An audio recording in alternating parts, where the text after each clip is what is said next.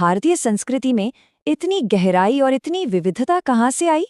जवाब छिपा है इसके हजारों साल पुरानी जड़ों में। आज हम उन्हीं दार्शनिक परंपराओं की एक यात्रा पर चलेंगे जिन्होंने इस शानदार संस्कृति को गढ़ा है। भारतीय संस्कृति को एक बहुत बड़े पुराने बरगद के पेड़ की तरह इमेजिन कीजिए, जो सदियों से खड़ा है। लेकिन इसकी ताकत का राज क्या है? वो इसकी जड़ों में है। तो चलिए जरा जमीन के नीचे झांक कर देखते हैं कि वो कौन से विचार और दर्शन है जो इस पेड़ को आज भी सींच रहे हैं। इस सांस्कृतिक पेड़ को असल में समझने के लिए हमें सतह के नीचे उतरना होगा और इसकी सबसे पुरानी, सबसे गहरी जड़ों को खोजना होगा। तो हमारी ये खोज शुरू होती है वैदिक परंपरा से।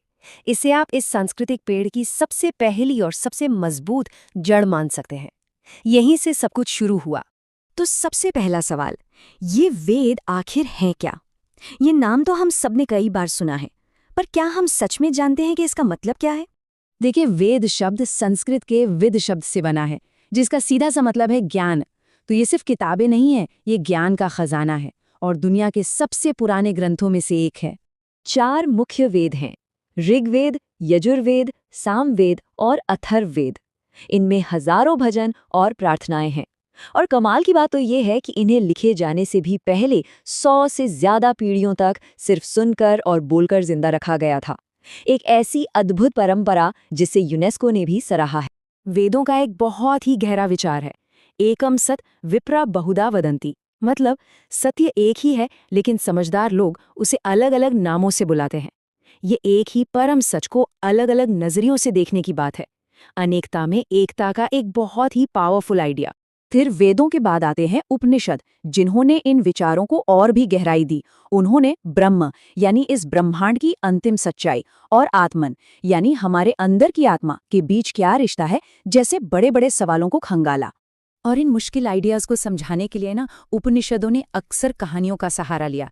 जैसे श्वेतकेतु की एक मशहूर कहानी है। उसे सिखाया जाता है कि जैसे एक विशाल बरगद का पेड़ एक नन्हे सी बीज के अंदर ही मौजूद होता है, बस दिखाई नहीं देता, ठीक वैसे ही ब्रह्मांड की वो परम शक्ति ब्रह्म हर चीज के अंदर मौजूद है। अब जैसे जैसे वक्त आगे बढ़ा, इस दार्शनिक पेड़ से नई नई शाखाएं फूटने लगीं। कहानी में एक बड़ा मोड़ तब आया जब 2 असाधारण लोगों ने बिल्कुल नए रास्ते बनाए। ये थे सिद्धार्थ गौतम, जो बाद में बुद्ध कहलाए, और वर्धमान, जिन्हें हम महावीर के नाम से जानते हैं। कमाल की बात यह है कि दोनों लगभग एक ही समय में थे और दोनों ने एक जैसी आध्यात्मिक यात्राएं शुरू की। इनकी जिंदगी की कहानियों में गजब की समानताएं हैं। दोनों राजकुमार थे, राजमहल में पले बढ़े, लेकिन दोनों ने ही जिंदगी के बड़े सवालों के जवाब ढूंढने के लिए कि दुख क्या है और जीवन का असली मतलब क्या है, अपना सब कुछ छोड़ दिया। बुद्ध ने करुणा और आत्म अनुशासन पर बहुत जोर दिया। उनका एक मशहूर कथन है कि युद्ध के मैदान में हजारों लोगों को हराने से कहीं बड़ी जीत है खुद पर विजय पाना। असली जीत तो अंदर से आती है। इन मूल्यों को अक्सर बहुत ही असरदार कहानियों के जरिए सिखाया जाता था। जैसे ये जातक कथा है, जिसमें बंदरों का राजा अपने सैनिकों को बचाने के लिए खुद के शरीर को ही एक पुल बना देता है। बिना किसी स्वार्थ के करुणा का इससे बड़ा उदाहरण क्या होगा? अब बुद्ध के ही समय में थे महावीर, जिन्होंने जैन धर्म की नींव रखी। यह 3 मूल सिद्धांतों पर आधारित है: अहिंसा यानी किसी भी जीव को कोई तकलीफ न देना, अनेकांतवाद यानी ये समझना कि सच के कई पहलू होते हैं और कोई एक नजरिया पूरी सच्चाई नहीं बता सकता, और अपरिग्रह यानी दुनिया की चीजों से बहुत ज्यादा लगाव न रखना। ये जो अविश्वसनीय नक्काशी है ना, ये जैन दर्शन का सार है। एक शेर और एक गाय जो कुदरती दुश्मन हैं, एक ही जगह से शांति से पानी पी रहे हैं। ये अहिंसा और इस विचार का प्रतीक है कि दुनिया में हर जीव एक दूसरे से जुड़ा हुआ है। लेकिन क्या भारत के सांस्कृतिक पेड़ को सिर्फ इन्हीं बड़े दर्शनों से पोषण मिला, या कहानी में कुछ और भी है, कुछ ऐसा जिसे अक्सर नजरअंदाज कर दिया जाता है? तो यहाँ एक बहुत जरूरी सवाल उठता है, क्या ये वेद, उपनिषद, बौद्ध और जैन दर्शन ही हमारी संस्कृति की अकेली जड़ें हैं, या कुछ और भी है जो हमारी नजरों से छिपा हुआ है? और जवाब है हाँ, बिल्कुल है। इन महान दर्शनों के साथ साथ अनगिनत लोक और जनजातीय परंपराएं हमेशा से भारत की सांस्कृतिक जमीन का एक बहुत जरूरी हिस्सा रही हैं। ये जो खूबसूरत वारली कला है, ये उन्हीं अनगिनत परंपराओं में से सिर्फ एक का प्रतीक है। इस विविधता की विशालता का अंदाजा इस बात से लगाइए कि 2011 तक भारत में 705 आधिकारिक तौर पर मान्यता प्राप्त जनजातीय समुदाय थे। ये संस्कृतियों, भाषाओं और दुनिया को देखने के नजरियों का एक अद्भुत भंडार है। और ये समझना बहुत जरूरी है कि ये लेन देन एक तरफा नहीं था। हजारों सालों से इन मुख्यधारा के दर्शनों और जनजातीय मान्यताओं के बीच लगातार एक दूसरे को देने और लेने का रिश्ता रहा है। जैसे भगवान जगन्नाथ, जिनकी पूजा लाखों लोग करते हैं, उनकी शुरुआत एक जनजातीय देवता के रूप में हुई थी। और कई जनजातीय समुदायों के पास रामायण और महाभारत के अपने अलग वर्जन हैं। जैसा कि मशहूर समाजशास्त्री आंद्रे बेते ने कहा है, ये प्रभाव बहुत गहरा और लगातार रहा है। ये अलग अलग दुनिया नहीं थी, ये एक दूसरे को लगातार आकार दे रही थी और एक दूसरे को बेहतर बना रही थी।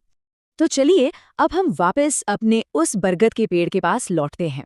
अब हमें पूरी तस्वीर दिखाई देती है। ये सिर्फ एक मुख्य जड़ वाला पेड़ नहीं है, बल्कि एक ऐसा पेड़ है जिसे वैदिक, बौद्ध और जैन जड़ों के साथ साथ लोक और जनजातीय परंपराओं के विशाल, आपस में गुंथे हुए जाल से भी पोषण मिलता है। और ये हमें इस आखिरी सवाल पर लाकर छोड़ देता है, ये गहरी, विविध और आपस में जुड़ी हुई प्राचीन जड़ें आज हमारी दुनिया को, हमारे समाज को और हमारे भविष्य को किस तरह से आकार दे रही हैं। ये एक ऐसा सवाल है जिस पर हम सभी को सोचना चाहिए। भारतीय संस्कृति को एक विशाल बरगद के पेड़ की तरह सोचिए, जिसकी जड़ें हजारों साल पुरानी हैं। इसकी बहुत सारी जड़ें हैं जो एक मजबूत तने को सींचती हैं, जिससे निकलती हैं अनगिनत शाखाएं। तो आखिर वो कौन सी प्राचीन जड़ें हैं जिन्होंने दुनिया की सबसे पुरानी संस्कृतियों में से एक को जन्म दिया? सबसे पहली और सबसे पुरानी जड़ है वैदिक परंपरा, जो दुनिया के कुछ सबसे प्राचीन ग्रंथों पर आधारित है। देखिए, संस्कृत में वेद का मतलब ही है ज्ञान, और इन्हें लिखा नहीं बल्कि भजनों की तरह सुनाया जाता था। ये सुनाने की परंपरा इतनी सटीक थी कि यूनेस्को ने इसे मानवता की सांस्कृतिक विरासत माना है। एक मुख्य वैदिक विचार है एकम सत विप्रा बहुधा वदंती, मतलब सत्य एक है, ज्ञानी उसे अलग अलग नामों से पुकारते हैं। बाद के ग्रंथों यानी उपनिषदों ने इसी एक सत्य को ब्रह्म कहा, ब्रह्मांड की वो परम शक्ति। फिर लगभग 6ठी शताब्दी ईसा पूर्व में दो और बड़ी जड़ें उगनी शुरू हुईं, बौद्ध धर्म और जैन धर्म। और इन्हें शुरू करने वाले 2 राजकुमार थे, जो इंसानी दुखों का जवाब खोजने के लिए अपना महल छोड़कर चले गए। राजकुमार सिद्धार्थ गौतम ने पहली बार दुख देखा और वो बुद्ध बन गए, यानी जिसे ज्ञान प्राप्त हो गया हो।